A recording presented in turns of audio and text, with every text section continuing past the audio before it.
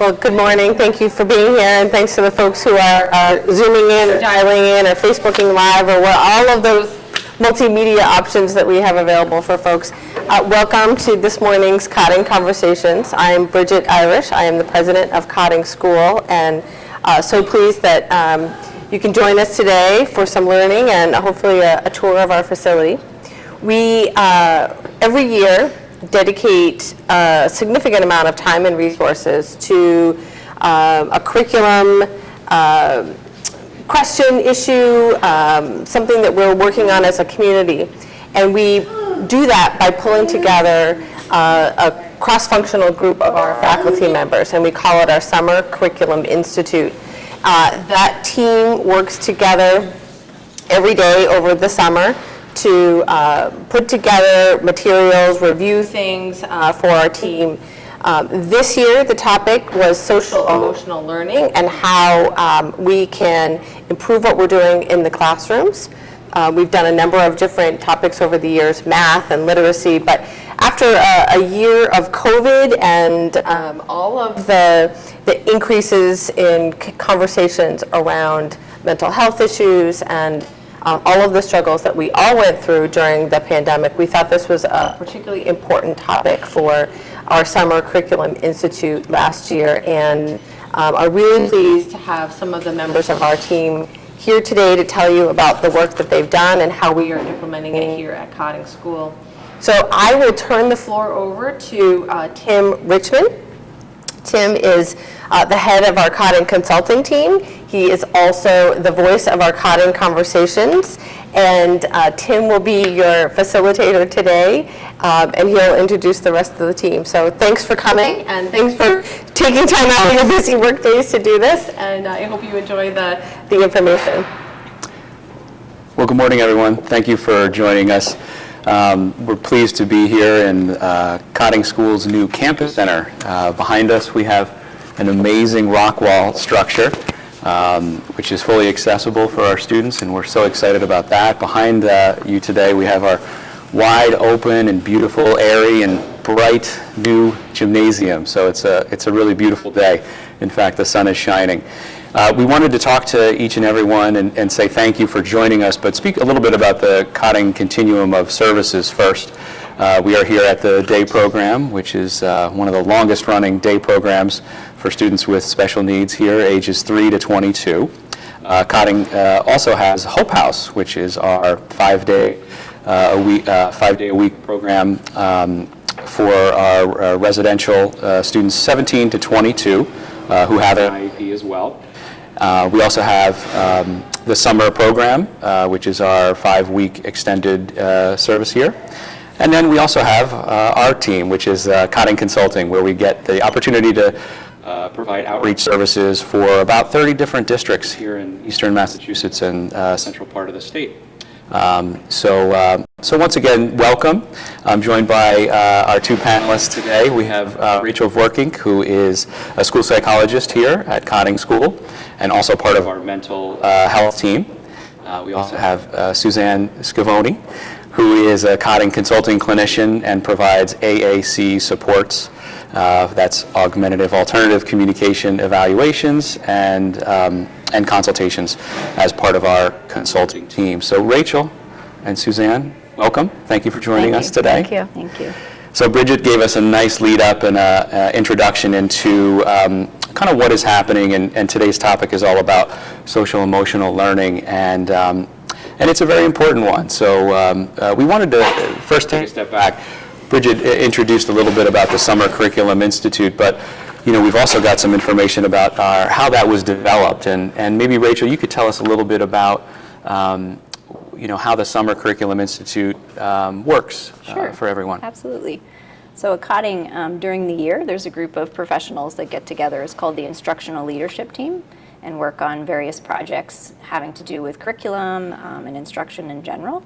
And sort of the second half of the year, we really focus on preparing the platform for what we're going to do over the summer for the Summer Curriculum Institute.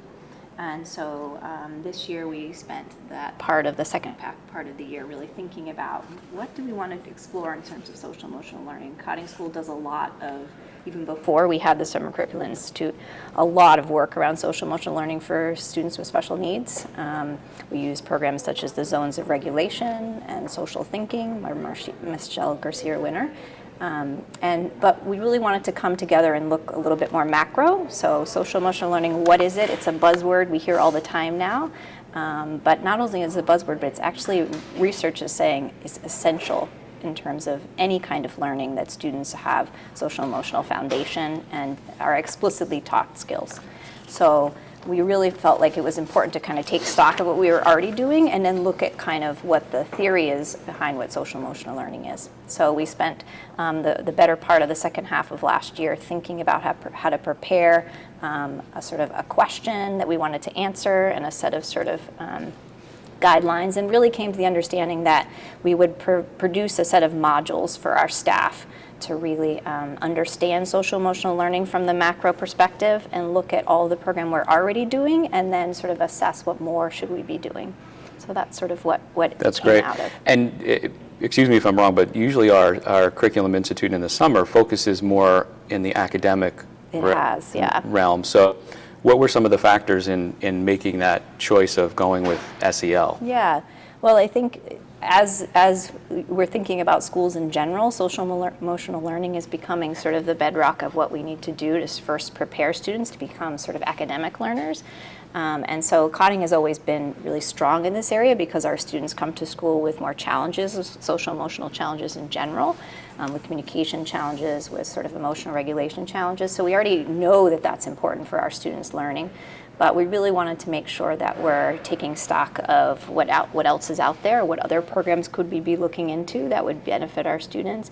And if we're doing summer curriculum students on math and reading, if we feel like the foundation will be able to do those things as social emotional learning, then we really need to focus on that in the summer as sure. well. So just to remind people, what exactly was the goal of the Institute this summer, specifically talking about staff? Yeah, so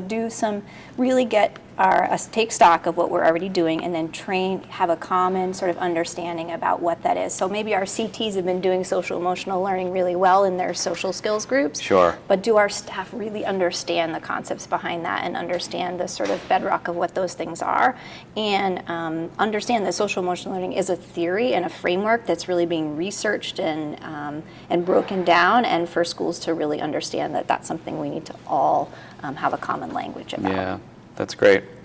That's great. With so many acronyms out there like SEL, SCI, we keep, maybe we should step back. And Suzanne, can you tell us a little bit about, for your perspective, what is social emotional learning?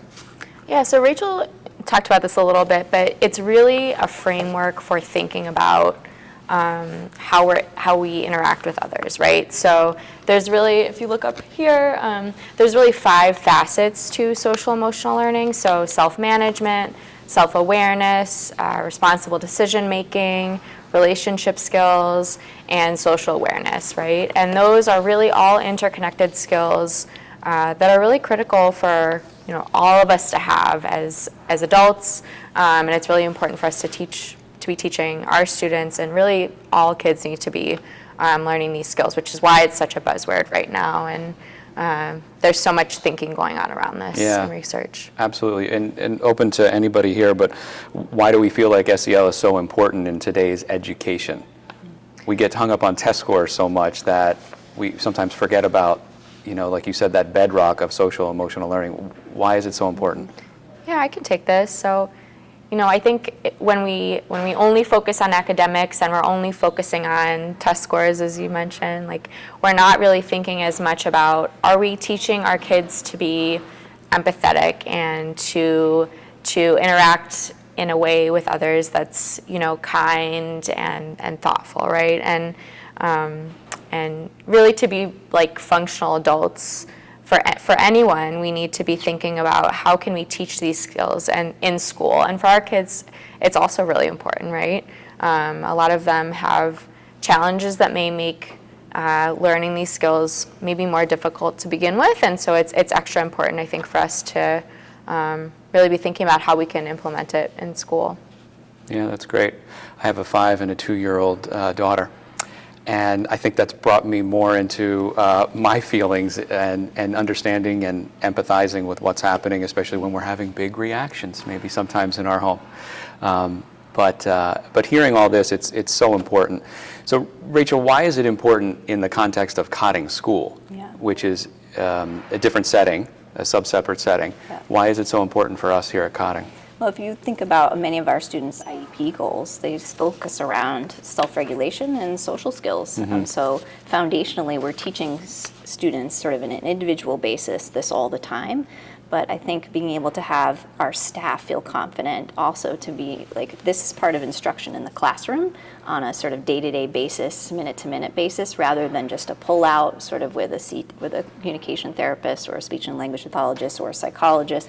This is something that we're doing school-wide, and our students can feel like, oh wow, I learning about emotions is not just because I have a problem managing emotions, but because this is actually part of getting along with anyone, right? Yeah. Self-regulation is something we're all doing, and so something like the zones of regulation, we're able to say as teachers and as staff, modeling that for our students, right? So when I'm in a certain zone or when I feel a certain way, what tools do I use to manage that? I'm using that as an adult, and I want my students to also see that we're doing that as adults too. We're all managing emotions all the time. Yeah, absolutely. And so, Suzanne, how about we talk a little bit more about mindfulness and things like that? How has the Institute, the Summer Curriculum Institute, helped our teachers and prepare them a little bit more this year? Yeah, so we had a couple of different goals this summer that we wanted to achieve to really work on how can we best support the staff at Cotting.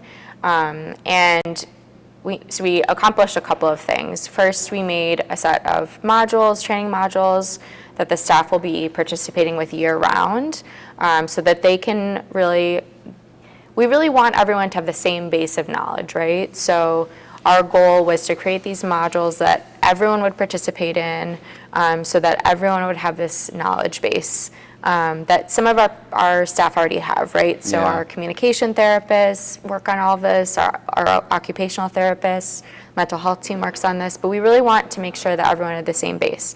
So we created these learning modules around these different topics.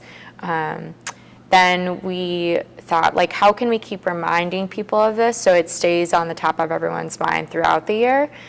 So we created these monthly emails that go out that have, here's an activity you can do with your class, or here's a mindfulness activity, or just something to think about, here's some resources. So that was one thing we created.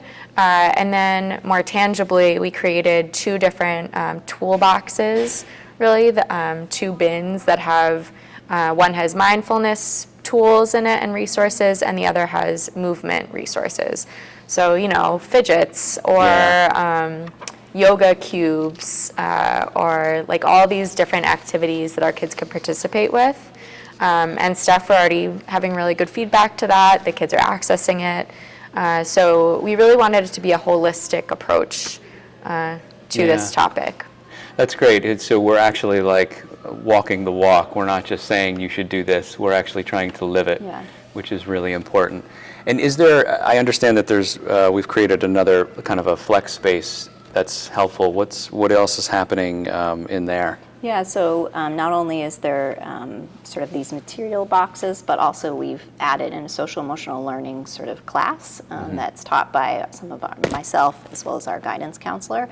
And so those classes are emphasizing more and more that this is part of our daily routines. This is part of, just like we have math class, we have social emotional class. And in those classes, we're doing everything from emotion ID, so having basic sort of understanding, like play a short video, how does that person feel?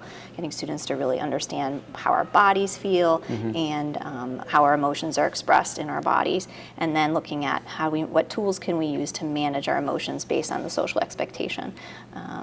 So in all of the tenets of social emotional learning, we're really thinking about within the context of social emotional learning class. That's great.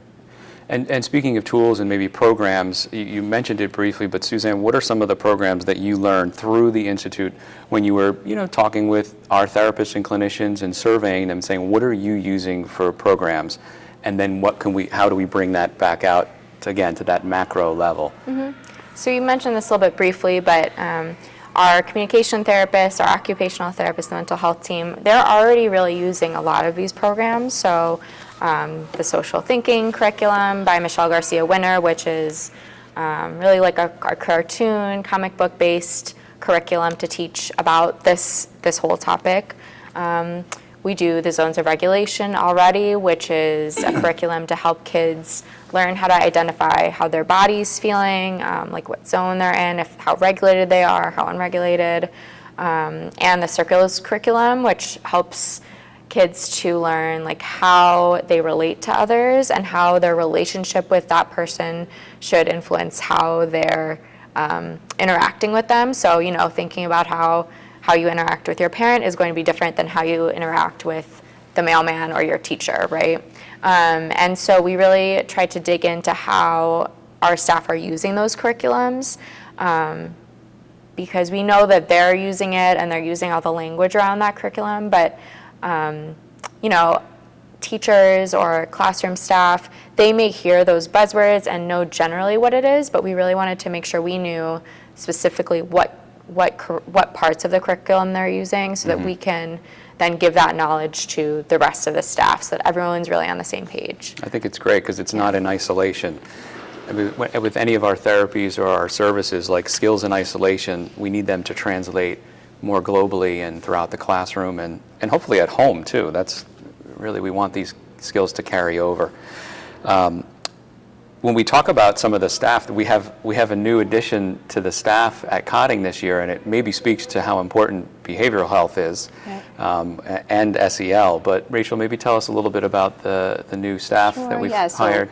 In the process of doing Summer Curriculum Institute, we are also considering hiring a BCBA, so a behaviorist, and we decided to do that at this point, which has been great because the Summer Institute allowed us to sort of prepare staff not only for social emotional learning concepts, but also some more sort of generalized behavioral support and being able staff to build their competence, and having our new BCBA, Lynn Condon, to sort of consult with our staff and provide support and guide us through sort of learning as an entire staff how to do behavior supports, positive behavior supports more effectively. Yeah, it's so important because that's something that we haven't traditionally worked with in the past at Cotting. We've set up different behavior supports, but it was always through the mental health team and providing that. So I think it's just another step, and it's another area there.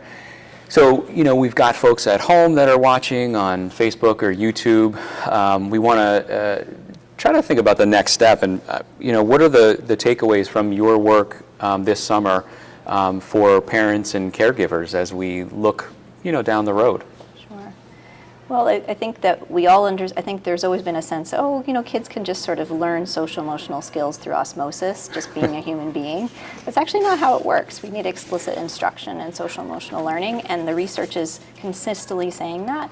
And not only that, but sort of social emotional learning leads to more equitable sort of education opportunities. So being able to understand that when our world is more complex, it's a more global world, our students are coming in contact with a diverse set of staff and a diverse set of students and people in general, and so being able to understand how to communicate and be social with lots of different kinds of people, we think is really, really important. Yeah. And that brings around sort of educational equity in the concept of social emotional learning. Yeah, I'd love for you to touch on that a little bit more if you can, because I feel like there's several graphics. We have a graphic that's up on the screen, and hopefully that'll come up, but there's been a few graphics in talking about equality and equity. So let's talk about that. I feel like it's so important right now in today's world. Yeah, research is saying that social emotional learning really advances educational equity because it creates really more authentic school, family, community partnerships. Because we're learning to communicate and understand ourselves and understand others within the context of difference and diversity. So building more trusting and authentic relationships with families and communities, being able to offer curriculum that students can see themselves reflected in no matter who they are and no matter how they come to school or how they present or who their identity is. And then really being able to evaluate that curriculum. Are we meeting the needs of diverse students, and really creating educational equity in that way based on sort of our social emotional learning? Can we get along with all different kinds of people? And for us, and that's really a Cotting, I think, is the sort of, if we bring it down to the base level, having our students be able to get along and understand and communicate with lots of different kinds of people. Yeah. Yeah, it's so important. And so our work in the consulting areas where we head out into various districts, how do you see that playing out for social emotional learning out in the, in the various districts that we work with? Yeah, I mean, I'm definitely seeing more and more schools picking up on this and trying to integrate that type of language into their classrooms, or even just in the equity sense, trying to make all kids feel included. So more schools are having, sensory pathways on their floor, through the hallways, strategies like that, like a shared language around the zones and all of those things, so that all kids have access to that, not just maybe kids who are having more challenges in that area, but all kids can access that, understanding that all kids need explicit teaching on that. Yeah. Yeah. Yeah, it's so important. Rachel, as we're going to wrap in just a little bit as far as some of the bigger conversation, are there any other takeaways or any other points about social emotional learning that you'd like to kind of end with? Well, so as a school psychologist, this is where I thrive. So I, always am thinking this is central to any learning. And so to be able to have a community really start to say this is central to learning, and all of our staff members, all of our community need to understand this, parents and teachers and students. It's exciting for me as a psychologist, because I see it as essential to being a learner. And You've been banging the drum for years, years and years, that this is so important. Right. Just to add to that too, I think a lot of times we try to think about how can we make our kids even ready to learn, and so much of that comes back to, do they have the skills to be regulated in the classroom? Do they have the skills to understand how they relate to others, and how their actions impact others? And that's, I think, taking a step back and looking at how we can teach that is so critical. Yeah. I think it is important, if you look at like the pyramid of skills, like that foundation layer should, it includes SEL, because if you're not regulated and set in the right frame of mind, then how are you going to be able to advance your learning and acquire those new skills and practice those skills? So it's so important. So for folks that are out there, again, we want to say thank you for joining us here in person, but also on Facebook Live and on YouTube. It's been a great conversation. We want to thank those attendees in person today for being here, and we also have some info sessions that'll be coming up not only today and tours today, but each month moving forward here at Cotting School to focus on all of our continuum of services. If you have any questions at all, you can visit us at cotting.org and talk with our admissions team and find out another way to have a tour and learn more information. So thanks everyone for joining us today. We appreciate your time. Thanks again.